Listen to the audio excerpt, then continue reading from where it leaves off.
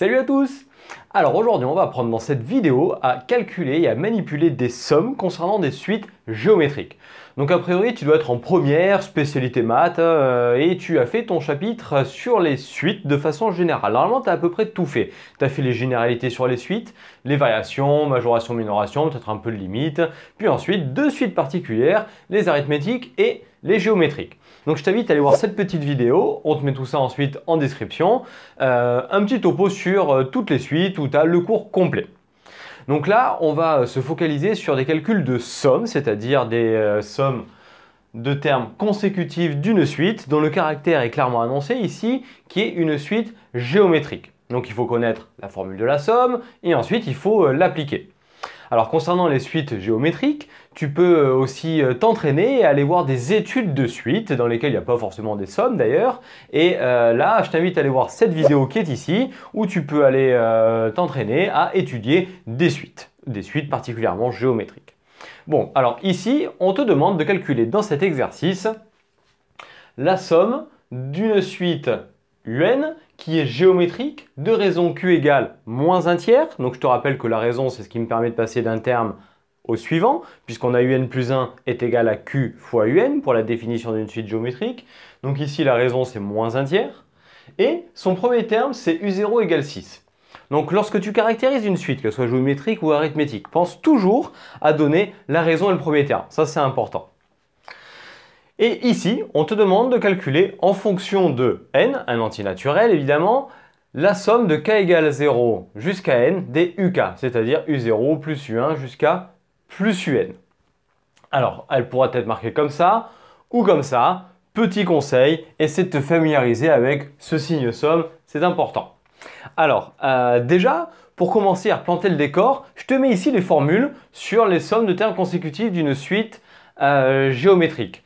En description, je te mets également des vidéos sur comment utiliser le signe somme, sur les sommes de suite arithmétiques également et d'autres exercices sur les sommes. Donc tu peux voir ici que tu as différentes formules en fonction de...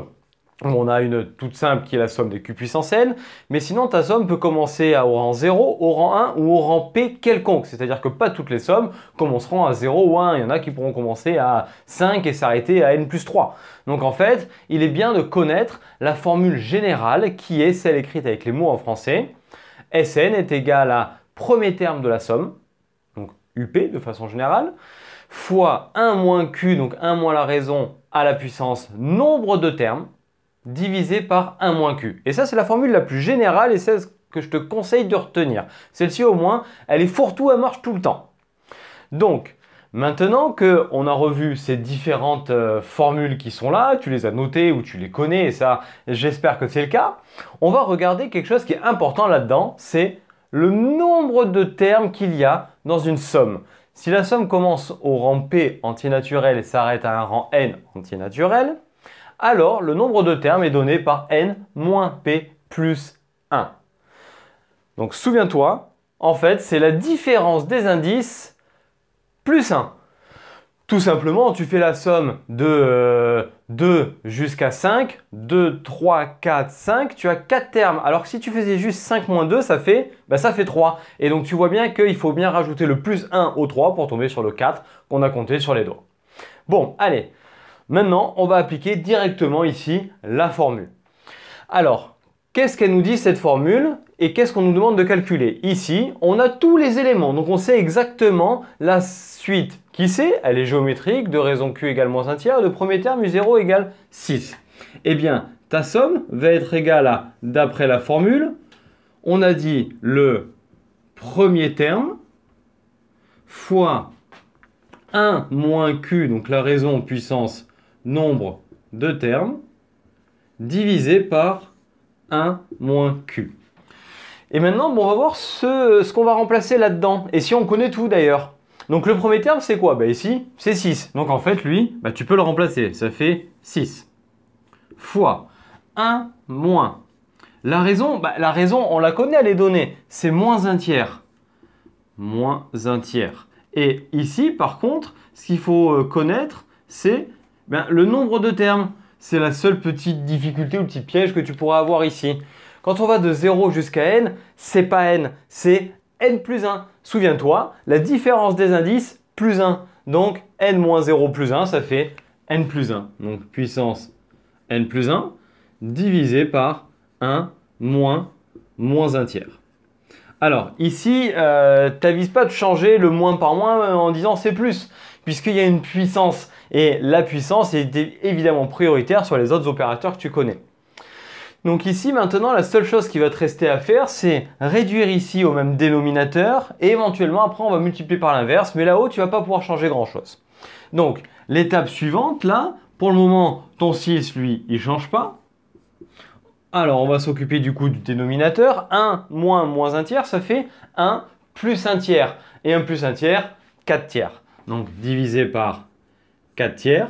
Et en haut, le 1 moins 1 tiers puissance n plus 1, lui, il ne bouge pas. Donc, moins 1 tiers puissance n plus 1. Donc, divisé par 4 tiers, eh ben, tu sais que ça revient à multiplier par l'inverse, c'est-à-dire 3 quarts. Donc, ton étape d'après ici, ça va être 6 fois 3 quarts. Et donc, on va avoir le 6 et le 4 qui vont se simplifier un petit peu. Facteur de 1 moins 1 tiers puissance n plus 1. Et donc 6 divisé par 4, on a une simplification par 2 qui se fait, donc il reste 3 et il reste 2. Et donc finalement, on obtient donc 3 fois 3, 9, le 2 qui reste 2, facteur de 1 moins 1 tiers puissance n plus 1. Bon, ben, en gros, à cette étape-là, on va dire que tu ne peux pas faire grand-chose de plus parce que tu ne peux pas ici faire entrer la puissance là-dedans juste ici puisqu'on a un moins, donc il faut faire attention à ça. Donc ça, c'est la forme la plus aboutie de ta somme. Là, on va dire que tu as fini ton exo. Donc en gros, qu'est-ce qu'il faut faire? Dans un premier temps, avoir la nature de la suite, puis regarder la somme que l'on a avec son expression ici. Est-ce qu'on connaît les différents éléments qui sont dans cette somme, c'est-à-dire le premier terme, la raison et le nombre de termes? Pour la suite géométrique, il nous faut ça. Donc le premier terme, on l'avait. La raison, elle était donnée, c'est moins 1 tiers. Et le nombre de termes, je te rappelle, la différence des indices plus 1, ce qui t'est rappelé à cet endroit-là. Et puis une fois qu'on a ça, tout est remplacé. Tout le reste, après, c'est plus que du calcul. Donc on aboutit ici au résultat de ta somme. Bon, et bien du coup, j'espère que tu as bien compris comment fonctionne la somme pour une suite géométrique. Donc je t'invite à bien t'entraîner. On te met ensuite en vignette à la fin de quoi t'entraîner sur une autre formule, sur une autre formulation de la somme. Donc on aura encore cette formule-là, mais avec une somme présentée différemment. Et ça va t'aider à travailler encore. Bon, du coup, si cette vidéo t'a plu, je te remercie de venir lâcher le petit pouce bleu vers le haut, ça l'aidera à mieux se référencer. Puis à venir t'abonner à la chaîne en activant la petite cloche pour avoir les notifications des prochaines vidéos qui vont sortir. Tu peux venir nous rejoindre sur Internet, nos réseaux sociaux Facebook et Instagram. Et d'ici à la prochaine vidéo, je te souhaite une très belle journée et je te dis à très bientôt. Allez, ciao à tous!